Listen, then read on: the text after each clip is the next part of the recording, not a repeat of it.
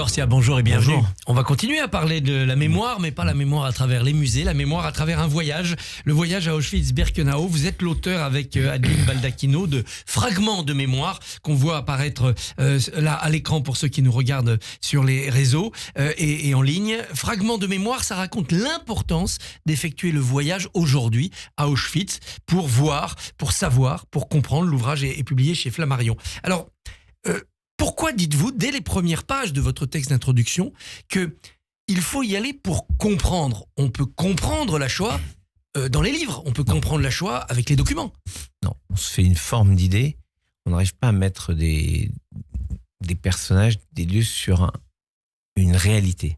Quand vous marchez dans la réalité, et notamment quand vous êtes dans le vide de Birkenau, Où tout a été détruit. moi je ne veux pas lui faire de peine, mais il y a une forme de muséalisation de Auschwitz I. Vous avez le pavillon 4, le pavillon 5, où on a montré des choses. C'est bouleversant, parce que vous passez par exemple au milieu, dans le pavillon 5 en haut, vous passez au milieu d'un amas incroyable de chaussures. Autant de vie, dans le livre je dis autant de pas à empêcher. Mais c'est muséalisé, parce que c'était pas comme ça à l'époque. Mais à Birkenau, le vide vous permet d'imaginer cet espace grouillant littéralement de monde qui ne marchait jamais, qui courait toujours, pour toujours avoir l'air occupé et qu'on ne soit pas victime à un moment où on est statique ou un peu moins rapide d'une sélection qui vous envoie directement à la chambre à gaz et au crématoire. Et donc, le pouvoir d'évocation des lieux est incroyable. Il suffit de lire Pierre Nora, qui dans les lieux de mémoire nous dit combien le fait d'aller dans les lieux, les endroits, on construit une installation personnelle dans des lieux. Qu'est-ce que l'on comprend? La douleur, la terreur? On comprend la machine de mort? On comprend le caractère irrémédiable de ce qui était construit, qui était fait pour annihiler toute possibilité de se révolter. D'ailleurs, il y a eu une révolte le 7 octobre 1944, celle des Sonderkommando, mais à Auschwitz, c'était très compliqué. À Sobibor, il y a eu, mais à Auschwitz, c'était très compliqué parce que on les déconnectait de tout esprit de révolte, tout esprit en fait d'humanité. On essayait, les nazis essayaient de les déshumaniser. Voilà pourquoi moi je suis admiratif sans limite à la fois des survivants. J'ai un texte de Semprin dans le livre qui dit « Ne dites jamais que nous sommes des survivants, nous avons été dans la mort, nous sommes donc des revenants ». Ils ont approché quelque chose d'inconcevable pour nous en France. Voilà pourquoi, et ailleurs dans le monde, voilà pourquoi je pense que tant qu'il y a des survivants, il faut aller les entendre sur place. Parce que, vous voyez, quand par exemple Élie Buzyn me disait ici, là, on m'a volé mes chaussures un soir et pour moi c'était fini si quelqu'un ne m'avait pas arrangé, organisé une paire de chaussures le lendemain matin, parce que sans chaussures c'était la mort. Ici, dans ce bâtiment, c'était le bâtiment 17, je crois. Et donc, il y a quelque chose de la vie d'une personne qu'il partage avec vous. C'est pas un livre d'histoire, c'est un Sefer Torah vivant qui est devant vous. Alors justement, vous insistez beaucoup sur l'importance de la présence des anciens déportés, de la parole des anciens déportés. Et ce livre qui paraît juste au moment où, avec les 80 ans de la libération d'Auschwitz, on s'interroge sur l'après-témoin.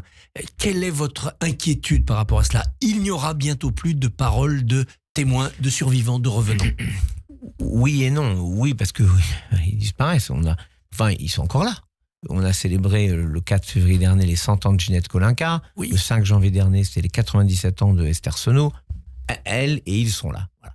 On a aussi les enfants cachés qui ont une réalité perçue pendant la guerre. Sauf que ce que j'ai peur, c'est que ça devienne, après eux, une sorte de visite obligée et qu'on revienne, comme dirait notre ami, avec dans l'avion au retour du champagne et du collagène, en disant voilà, j'ai fait le voyage, je suis bien, et puis maintenant je reviens. Donc je valide, j'ai fait les Maldives, l'île Maurice, Auschwitz. Et ça, c'est le risque. C'est un risque que Agnès Dvorka avait soulevé. Quelle préparation il y a pour les jeunes avant? Vous ne pouvez pas aller à Auschwitz comme ça. C'est pas possible. Parce que votre esprit écrète tout ce que vous voyez. Il vous empêche d'entrer en résonance avec ce que vous voyez parce que c'est inconcevable. Donc il faut préparer. On prépare les classes, vraiment avec un vrai travail avec les professeurs. Et puis les personnes, je leur demande de lire des textes avant.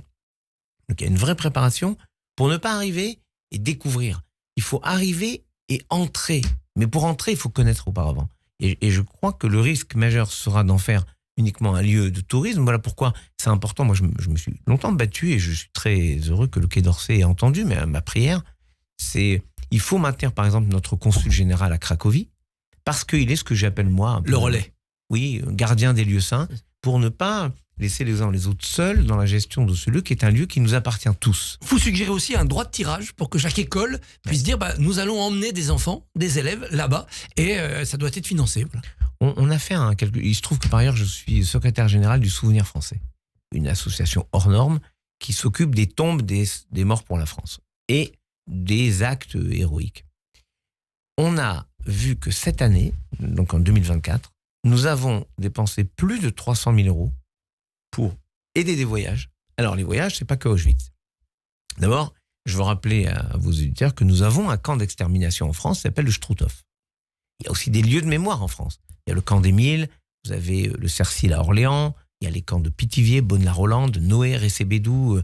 Bref, on a énormément de lieux en France. Mais le Struthof est un vrai camp où on a eu 87 morts qui ont été ramenés d'Auschwitz, d'ailleurs des Juifs qui ont été ramenés d'Auschwitz pour être assassinés au Struthof. Bon, mais c'est à peu près le budget de plus de 300 000 euros, 324 000 euros exactement, que le ministère des Anciens Combattants consacre aussi à organiser ces voyages. Et moi, je suis admiratif des professeurs qui prennent le temps de former leurs élèves, de les préparer et de faire ces voyages, et surtout de faire ce qu'on appellerait dans l'armée un rétex, un retour d'expérience.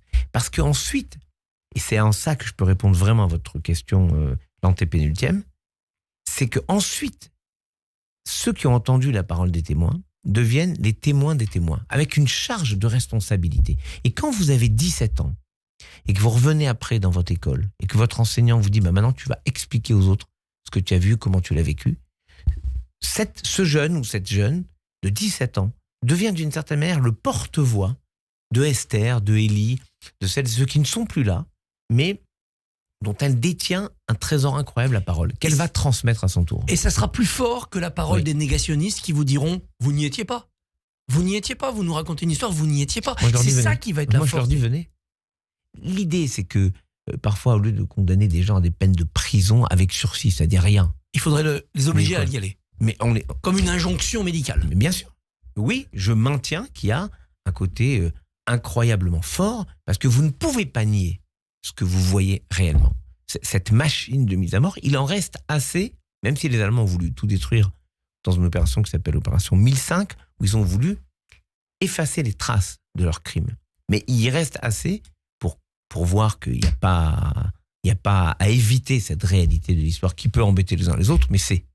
Alors, vous n'évitez pas, vous, les questions fondamentales, et notamment, dès le début, vous répondez à la question « Comment l'Éternel a-t-il pu laisser faire ?» J'aurais pu laisser le rabbin Amiram Baruch y répondre, mais je contourne la question en réalité en disant mais si Dieu nous laisse le libre arbitre, c'est pour faire le bien ou le mal. Donc il ne peut pas se mêler toutes les 2 secondes de nos vies. Il nous laisse cette conception, je parle d'une conception de la Kabbale qui s'appelle le Tzimtzum, qui est une conception très intéressante. C'est-à-dire Dieu se replie en quelque sorte et laisse la place à l'homme. Je crois que c'est le rabbin Brassens qui a dit « Je me suis fait tout petit devant une poupée qui fait maman quand on la touche. » Par amour, dans la chanson de Brassens, par amour, il se fait tout petit, il accepte tous les désirs de cette poupée qui fait maman quand on la touche. La Kabbale nous explique que Dieu, dans un principe qui s'appelle le Tzimtzum, c'est d'une certaine manière contracté pour nous laisser des espaces de liberté. Et donc on peut faire le bien ou le mal. Ce qui fait qu'on est récompensé quand on fait le bien. Mais moi, la question, je l'inverse en vous demandant, mais où étaient les humains à ce moment-là? Où étaient les hommes et les femmes de bien? Oui, il y en a qui ont sauvé, les justes, ils ont sauvé ce qu'il y avait à sauver, ce qu'ils pouvaient sauver. Mais pourquoi on n'a pas bombardé les rails? Pourquoi on a laissé faire alors qu'on savait très bien? Pourquoi, par exemple, dans le remarquable livre de ça va me revenir dans quelques instants, un livre incroyable qui s'appelle Les âmes tièdes. On a les réponses géopolitiques. Non, mais pourquoi par exemple le Vatican? Qui sait tout? Pourquoi il dit rien? Bref, toutes ces questions qui sont la réelle question. La question, pourquoi les hommes n'ont rien fait? Alors vous pouvez me dire à moi, comme si j'étais le secrétaire du bon Dieu, pourquoi le bon Dieu n'a rien fait? Mais moi je vous dis, pourquoi les hommes et les femmes du monde ont laissé faire comme si, après tout, c'était par perte et profit qu'il fallait passer ça. Il y a 2 réponses possibles sur ce genre humain qui a détourné le regard. Soit un antisémitisme profond et général dans l'humanité, sauf chez les Juifs, soit ce que vous développez, l'indifférence. Voilà. Pire que la haine, c'est l'indifférence. Wiesel qui dit ça, l'inverse de l'amour n'est pas la haine, c'est l'indifférence. L'indifférence. Voilà, on emmène. C'est pas Juifs. mon histoire. on emmène les juifs, ça ne nous concerne pas. Au pire, ça me laisse sans rien, et au mieux, ça m'arrange. Ça m'arrange parce que je reprends le commerce. On a un procès après la guerre d'un bonhomme qui revient des camps et qui dit je veux récupérer ma boutique que monsieur occupe indûment. Donc l'autre il dit non, un procès appel. En appel, c'est dans la procédure, il dit, celui qui occupait indûment le magasin, finalement moi j'ai pas eu de chance, vous êtes revenu. C'est-à-dire que tous les autres qui ont fait la même chose, on s'en remet. Finalement, ça arrange un peu les uns ou les autres. On va pas pleurer s'il y a des gens qui sont déportés. Et on parle de Bordeaux, la fameuse ville où Papon était secrétaire général de la préfecture. Donc, moi, je pense que c'est une grande leçon. Et ce livre, il a été difficile à faire parce que, d'abord, avec Adeline Baldacchino, il fallait choisir les photos. On a eu des photos, notamment celles de couverture, mais toutes, une grande partie qui sont celles d'une fille formidable qui était de l'armée de l'air, qui s'appelle Charline Redin, qui a un talent fou pour voir derrière les choses. C'est-à-dire qu'elle est capable de photographier une fenêtre, et brusquement, derrière la fenêtre apparaît le portrait qui est en reflet, comme s'il y avait encore une vie qui était là, qu'on ne voyait pas apparemment, mais qui est là. Et au fond, c'est ce que vous percevez à Auschwitz. Une sorte de présence-absence. Le Talmud dirait « nir in ven nir in », il se voit, il ne se voit pas. Et c'est bouleversant, parce que vous ne revenez jamais... parce que vous ne voyez pas la même chose. Moi, j'y vais année après année, je ne vois jamais la même chose de la même façon, parce que ma vie est différente au moment où j'y vais, chaque fois. Vous terminez en parlant d'un avertissement sur la mémoire nécessaire, un avertissement mémorial. Est-ce que le 7 octobre, ça rentre dans ce cadre des avertissements? Ça peut revenir, Auschwitz peut être réactivé? Oui, parce que Chirac, en 2008, donc il n'est plus président, et il va remettre le prix Ilan Halimi à l'Assemblée nationale. Ça fait 2 ans qu'Ilan Halimi a été assassiné. Et il dit la chose suivante, je me rappelle son discours quasiment mot à mot. Il dit « Le 25 janvier 2005, j'inaugurais le mémorial de la Shoah et j'ai dit « Zachor al tishkar » souviens-toi, n'oublie pas.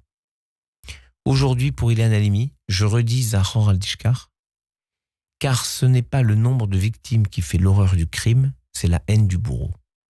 Et la haine des bourreaux du Hamas, le 7 octobre 2023, était telle que, croyez-moi, s'ils avaient pu rentrer plus profondément et faire 10 000 fois plus de victimes, ils l'auraient fait. Et donc, c'est juste que c'est le même ressort. Et peut-être pire, parce que les nazis ont effacé les traces, parce qu'ils avaient quand même honte de ce qu'ils ont fait devant l'histoire du monde.